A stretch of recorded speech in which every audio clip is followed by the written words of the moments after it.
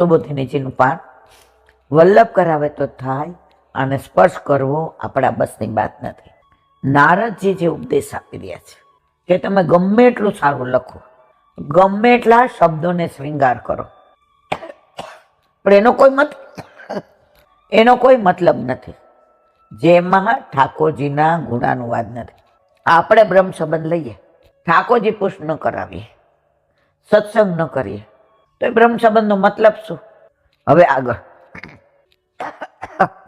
જેમ ઝેરી પદાર્થમાંથી ભોજન કરવું અઘટિત છે, એ જ પ્રમાણે બહુ અવાજ બેસી ગયો છે, ભગવાનનો યશ ન ગાયો હોય એવી રચનાનું ગ્રહણ પણ અઘટિત છે.